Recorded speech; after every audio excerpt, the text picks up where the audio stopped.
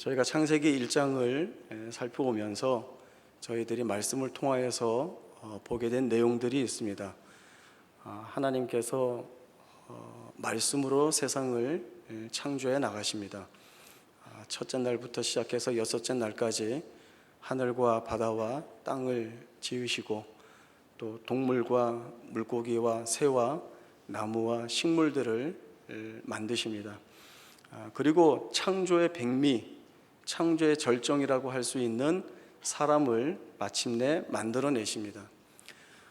사람을 만드신 이 내용은 여느 피조물을 창조해 내신 것과는 다른 특별한 설명들을 덧붙이고 있고 하나님의 세밀한 감정이 들어있는 듯한 표현들이 말씀 속에 나타나고 있습니다.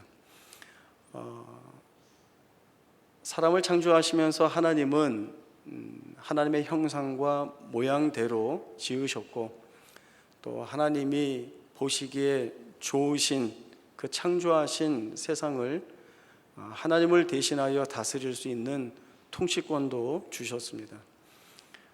하나님은 자신의 형상과 모양대로 지은 사람을 통하여서 이들과 교제하기를 원하셨고 교통하기를 원하셨고 또 이들에게 사랑을 주시고 은혜를 주시고 복을 주시고 또 그 사랑과 은혜와 복을 입은 사람들이 하나님의 거룩하심과 신실하심을 찬송하고 하나님의 권능과 권위와 능력과 지혜와 힘과 긍휼의 영광을 찬송하는 이러한 아름다운 교제와 교통이 있기를 원하셨습니다.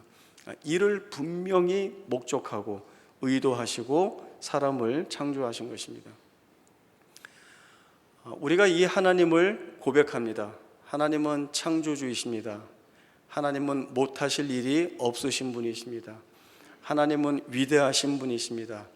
이 하나님이 계시다면 우리는 무엇도 걱정할 것이 없습니다 라고 하는 고백을 우리가 늘 마음 가운데에서 하나님 앞에 올려드립니다. 그러나 우리가 현실에 와서 우리가 겪게 되는 어떤 어려운 일이나 고난들을 직면하게 될 때에 우리가 그동안 고백하던 이 하나님의 고백은 온데간데 없이 사라지게 되고 오직 우리가 힘들어하고 우리가 마음 아파하는 것에만 묶여서 어디에서도 하나님에 대한 기대, 어디에서도 하나님에 대한 찬송을 드러내지 못하는 우리의 현실들을 돌아보게 됩니다. 그것은 하나님 보시기에 마음 아프신 일입니다. 하나님이 풍성한 은혜로 또 하나님이 지니고 계시는 그 능력으로 우리의 삶 가운데 찾아오셔서 창조 때 목적하신 대로 하나님의 능력을 동원하여서 우리의 생애를 복되게 하실 준비, 복되게 하실 뜻, 복되게 하실 계획들이 하나님께 다 있는데 이런 것들을 우리가 놓치고 우리의 지엽적인 문제에 묶여서 전전긍긍하게 된다면 물론 우리에게서는 하나님에 대한 찬송이나 또 우리의 생애를 하나님의 영광을 위한 생애로 만들지 못하게 되는 것은 분명한 일이 되고 맙니다.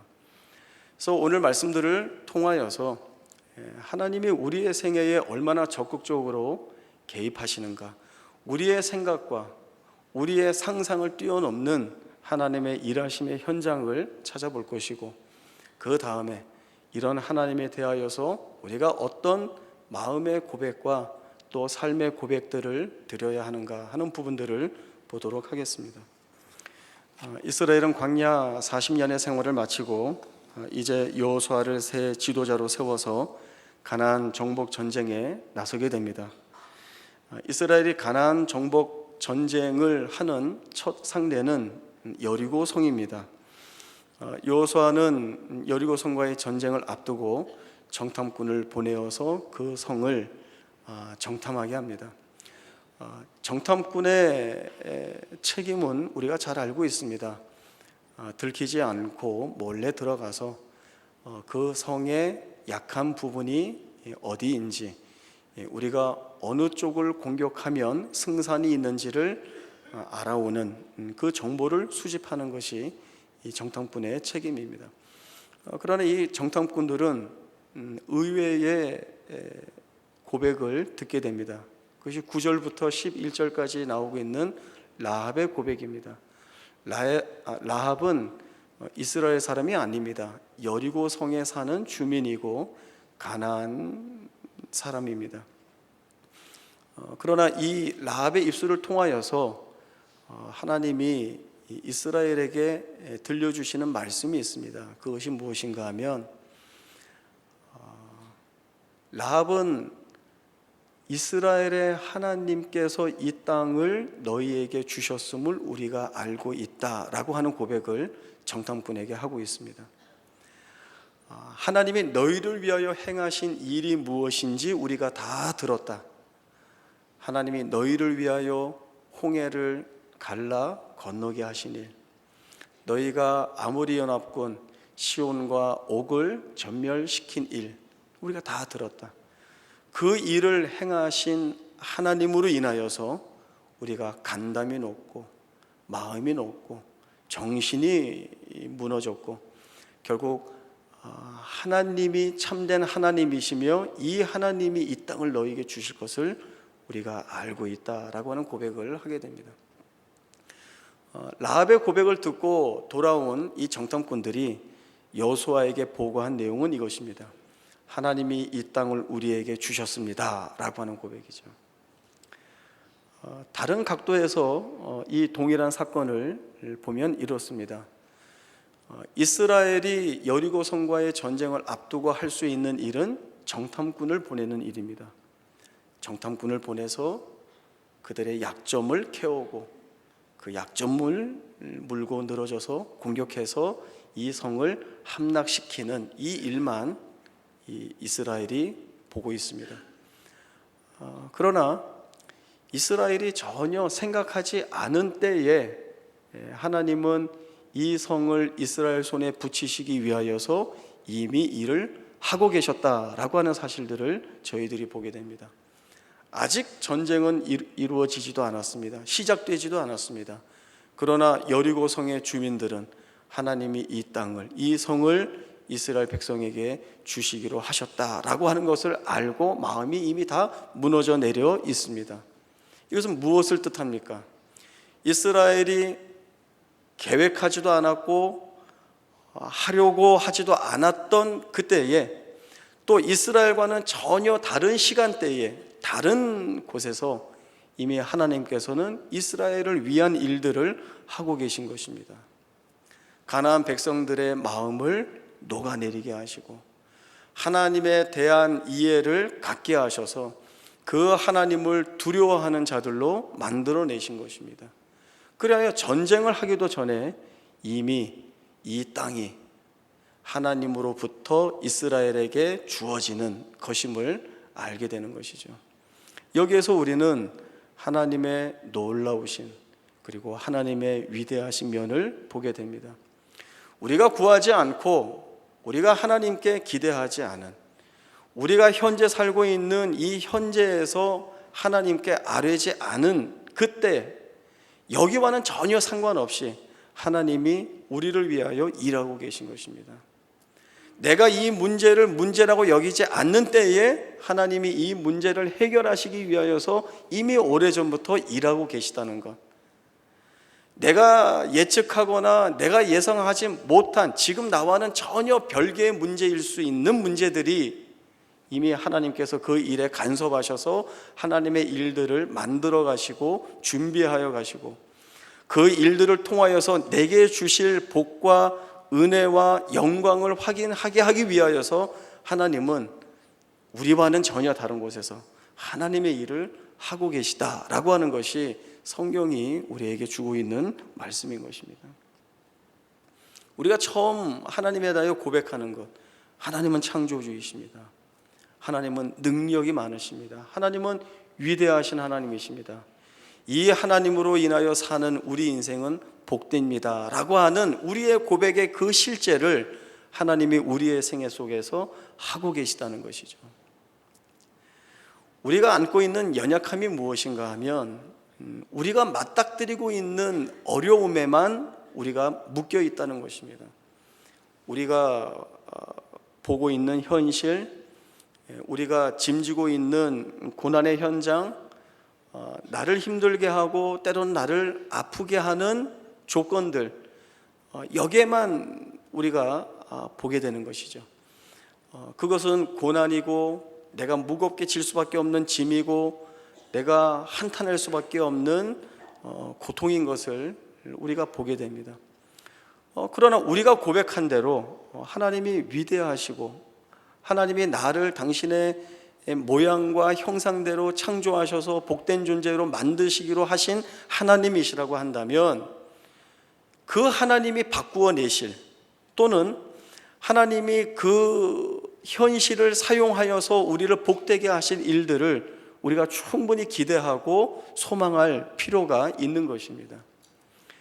우리가 보게 되는 고난이 고난으로만 보이지 않고 그 고난의 이면에 하나님이 담아두시고 숨겨두신 뜻이 무엇인지를 보고자 하는 그러한 마음들이 우리에게 있어야 할 것이고, 지금 내가 어찌할 수 없는 그러한 짐을 지고 있는 이 현실을 하나님께서 어떻게 뒤집어 내시고 바꾸어 내셔서 결국 나로 하여금 감사하게 하고 하나님의 거룩하심과 신실하심에 대하여 찬송할 수밖에 없는 자리로 나아가게 할 것인가 라고 하는 이 부분을 우리가 볼 필요가 있는 것입니다. 하나님에 대한 신실한 믿음이 있다라고 한다면 하나님의 그 일하심에 대한 기대는 마땅히 우리의 몫입니다. 우리는 우리가 느끼는 한계를 하나님에게도 지울 때가 있습니다. 우리가 제한받는 현실을 하나님에게도 제한하는 경향이 있습니다. 우리가 기껏 하나님께 기도하고도 하나님이 이걸 어떻게 하실까? 이러한 자조 섞인 한탄을 하기도 하고,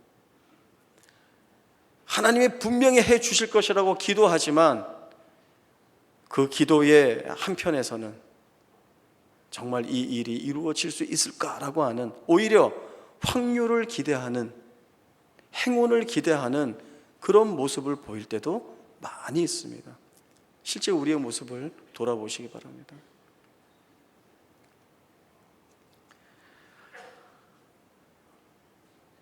하나님이 우리를 얼마나 복된 존재로 여기시는지 말씀이 우리에게 증언을 하고 있습니다. 어느 피조물에도 하나님의 형상과 모양을 담아놓은 피조물은 없습니다. 오직 우리에게만 하나님이 담으셨습니다. 세상에 있는 다른 모든 피조물에게는 생육하고 번성하고 충만하라 이 복만 주셨지만 우리에게는 생육하고 번성하고 땅에 충만하고 땅을 정복하고 모든 피조물을 다스리라 라고 하는 특별한 책임을 주셨습니다. 하나님이 하나님 자신의 형상과 모양을 우리 안에 담으셨다라고 하는 것은 우리를 가장 귀하고 복된 존재로 여기신다는 것입니다. 그리고 하나님이 우리와 교제하시고 교통하시는 가운데 우리에게 복을 주시고 그 복됨을 증거받는 우리들은 하나님에 대한 영광과 찬송과 경배를 올려드리는 그 지위가 우리에게 주어져 있음을 알아야 합니다. 하나님이 우리를 고통 가운데 버려두시겠는가? 하나님이 우리를 고난 가운데 두시고 외면하시겠는가? 그렇지 않다라고 하는 것입니다. 하나님이 우리를 고난 가운데 두시면 그 고난의 의미가 있습니다. 하나님이 우리를 고통 가운데 두시면 그 고통이 우리에게 어떤 유익과 그 고통이 우리를 더욱더 어떠한 모습으로 연단시키고 소망을 갖게 할 것이라고 하는 믿음이 우리에게 있어야 하는 것입니다. 하나님이 그 일을 하실 것입니다. 하나님은 내게 그런 하나님이십니다 라는 고백을 우리가 해야 하는 것이죠. 시편 86편을 보시면 다윗의 고백이 나오고 있습니다. 다윗은 자기 자신이 처하고 있는 고난의 상황을 하나님께 아뢰고 있고 이 고난 가운데에서 하나님이 구원해 주실 것을 호소하고 있습니다. 다윗이 어떤 고난의 상황에서 이 기도를 올리고 있는가 하는 내용은 나오지 않고 있습니다. 그러나 분명한 것은 다윗이 정말 고난의 자리, 고통의 자리, 절대절명의 위기 속에서 이 기도를 하나님 앞에 올리고 있다라고 하는 것들은 분명히 저희가 볼 수 있는 내용입니다. 그러나 우리가 함께 읽었던 이 말씀을 자세히 한번 보시면 절망 속에서 기도하고 있지만 절망의 호소로 끝나지 않고 있는 것을 우리가 볼 수 있습니다. 절망을 토로하고 있지만 그래서 불안해하거나 두려워하는 모습은 다윗의 기도에서 보이지 않습니다. 다윗이 시편 가운데 여러 편의 시편을 기도하고 있고 노래하고 있는데 그 시편들의 공통점이 무엇인가 하면 하나님께 구원을 호소하고 있다라고 하는 것입니다. 다른 것에 자신의 구원을 의지하지 않고 오로지 하나님께 자신의 구원을 아뢰고 있음으로 인하여서 그 아뢰음은 사실은 대단히 대담하게 그리고 당당하게 하나님께 드리고 있습니다. 마치 어린아이가 철부지처럼 자기 아버지에게 당당하게 무엇을 요구하는 것 같이 그러한 마음으로 하나님께 자신의 구원을 아뢰고 있습니다. 다윗이 왜 이 같은 구원을 하나님께 아뢰 수 있는가 하면 하나님이 어떤 분이신 줄 알기 때문입니다. 하나님이 이 고난 가운데에서 이 절망 가운데 있는 나를 내버려 두실 리 없다라는 걸 아는 것이죠. 내가 이 가운데에서 하나님 앞에 구원을 호소하면 하나님은 반드시 나를 구원하실 분이시다라는 사실을 알고 있기 때문에 이 하나님 앞에 담대한 구원의 기도를 올려드릴 수 있는 것입니다. 우리가 하나님으로부터 부여받은 지위가 바로 이것입니다. 우리가 하나님으로부터 부여받은 지위는 하나님께 무엇이든 담대히 구할 수 있는 그러한 자리에 있습니다. 하나님이 우리에게 그 지위를 주시고 우리에게 그 대접을 하고 계십니다. 너희 나를 찾으라. 내가 너희 앞에 나서겠다. 너희가 내게 기도하라. 내가 그 기도를 듣고 응답하겠다. 말씀하시는 분이 바로 우리 하나님이신 것이죠. 우리가 우리의 안목에 매여서 이 하나님을 놓친다라고 한다면 우리는 하나님을 잊게 되고 하나님께 마땅히 돌려드려야 할 영광도 돌려드리지 못하는 그러한 존재가 됩니다. 그것은 하나님이 원하시는 것이 아닙니다. 하나님은 이미 영원 전부터 창조하실 때부터 우리의 심령을 통하여서 우리의 입술을 통하여서 하나님 경배 받으시고 하나님 우리 통하여서 영광 받으실 것을 목적하고 계십니다. 우리가 처해 있는 이 자리에서 하나님의 그 위대하신 일하심을 기대하고 소망할 이유가 바로 여기에 있습니다. 그런 하나님이시기 때문에 우리는 충분히 우리의 고난을 고난으로만, 우리가 짐지고 있는 이 짐을 짐으로만 여기지 않고 하나님께서 이 일들을 통하여서 내 생애를 더욱더 복되게, 그리고 하나님이 원하시는 자리로 이끌어 가시는데 어떤 뜻하심과 어떤 일하심으로 이끌어 가실 것인가 라고 하는 기대를 가지고 우리의 생애를 들여다볼 필요가 있는 것입니다. 우리의 살아가는 생애가 여러 날입니다. 그리고 우리는 그 하루의 날에도 수많은 사건들을, 일들을 경험하면서 살고 있습니다. 그 일 하나하나의 의미가 우리는 뭔지 모르겠습니다. 내가 겪고 있는 어려움, 때로는 내가 지금 어떻게 보면 운 좋게 만난 어떤 일들, 내가 전혀 바라지 않았던 일인데 나에게 찾아온 어떤 일, 사건들, 그것이 내 생애에 어떤 의미인지 알지 못합니다. 그러나 우리가 알지 못하지만 분명히 머릿속에 기억해야 할 것은 무엇인가 하면 하나님이 내 생애를 주관하고 계시다는 것이죠. 하나님이 영광의 자리라고 생각하는 그 어떤 목표 지점, 가장 복된 자리라고 생각하는 그 목표 지점을 향하여서 내 생애를 이끌어 가시고 보존해 가시고 섭리해 가신다는 이 사실을 우리가 기억을 합니다.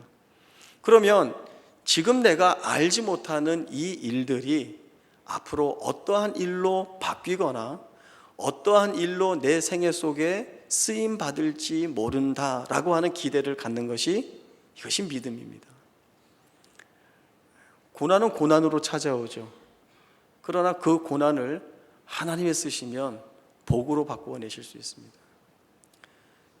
내게 묶여있는 슬픔이나 아픔들을 하나님이 쓰시면 나를 더욱더 견고하게 세우는 연단의 도구로 사용하실 수도 있습니다.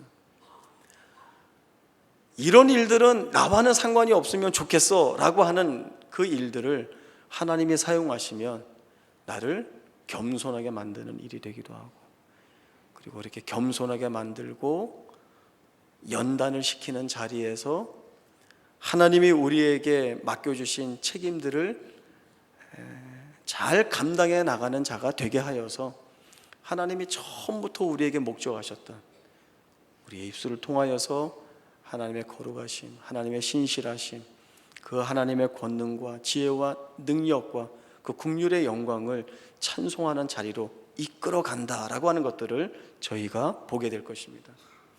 우리가 그러한 사실을 보게 되면 하나님이 얼마나 위대하신 분이신지, 이 하나님이 내게 얼마나 소중한 하나님이신지, 그리고 이 하나님이 얼마나 나를 사랑하시는지를 알게 되죠. 알게 되면 우리에게서 나올 것은 경배와 감사와 찬송밖에 없습니다. 그리고 그 경배와 감사와 찬송은 어느 자리에서 합니까? 기쁘고 즐겁고 좋은 자리에서만 하는 것이 아니라 힘든 자리에서조차도 하나님 앞에 올려드리는 감사가 되고, 괴로운 자리에서조차도 하나님만을 의지하며 경배하는 그 찬송의 기도를 올려드릴 수 있게 되는 것입니다. 결국 우리의 생애가 하나님 앞에 고백드릴 것은 무엇입니까? 하나님 없이 사는 인생은 헛됩니다. 하나님이 내 인생의 주인이십니다. 하나님만이 나의 찬송을, 나의 영광을 받으시옵소서라고 하는 기도로 마무리될 것입니다. 시편 127편 1절과 2절 말씀을 한번 보겠습니다. 구약 성경 898쪽 시편 127편 1절과 2절 말씀 저희 한 목소리로 같이 읽도록 하겠습니다. 시편 127편 1절 2절입니다. 시작. 여호와께서 집을 세우지 아니하시면 세우는 자의 수고가 헛되며 여호와께서 성을 지키지 아니하시면 파수꾼의 깨어 있음이 헛되도다. 너희가 일찍이 일어나고 늦게 누우며 수고의 떡을 먹음이 헛되도다. 그러므로 여호와께서 그의 사랑하시는 자에게는 잠을 주시는도다. 여호와께서 집을 세우지 아니하시면 세우는 자의 수고가 헛되다 말씀합니다. 여호와께서 성을 지키지 아니하시면 파수꾼의 깨어 있음이 헛되며 또 너희가 일찍이 일어나고 늦게 누우며 수고의 떡을 먹음이 헛되도다라고 말씀을 하고 있습니다. 아무리 수고하고 애써도 그 인생에 하나님이 계시지 않으면 그 인생은 괴로운 인생일 수밖에 없습니다. 그러나 반대로 우리의 생애에 하나님이 계시면 성을 세우는 것, 성을 지키는 것, 수고하는 것, 이 모든 것이 복된 것으로 바뀌게 됩니다. 여호와께서 그의 사랑하시는 자에게 잠을 주시는도다라고 하는 이 말씀은 정말 우리에게 복된 말씀입니다. 이 말씀이 의미하는 바가 무엇인가 하면 세상에 있는 사람들은 자기가 원하는 것을 이루고 성취하기 위하여서 시간을 내어서 잠을 자지 않으면서 애를 써서 자기의 소원들을 이루고자 합니다. 그러나 하나님께서 사랑하시는 자에게 잠을 주신다라고 하는 것은 우리가 누워 잠을 잔다 하여도 세상 사람들이 그 수고해서 얻고자 하는 것들을 우리가 잠을 자는데도 우리에게 주신다라고 하는 하나님의 마음입니다. 이것이 하나님이 우리에게 갖고 계시는 마음이신 것입니다. 두려운 마음들이 있습니까? 또 우리가 겪고 있는 고난이나 고통 때문에 괴롭고 슬픈 일들이 있습니까? 이것을 우리가 하나님 앞에 끌고 나가야 된다라고 하는 것은 잘 알지만 힘든 부분들이 분명히 많이 있죠. 그러나 오늘 말씀들을 통하여서 하나님이 처음부터 우리에게 갖고 계시는 뜻이 무엇인지 한번 되돌아보시기 바랍니다. 이 하나님이 내 인생에 찾아오셔서 나로 하여금 무엇을 이루어 내도록 이끄시는지를 보시기 바랍니다. 이 하나님은 크십니다. 위대하십니다. 넉넉하십니다. 부유하십니다. 그리고 이 하나님이 우리의 하늘 아버지이십니다.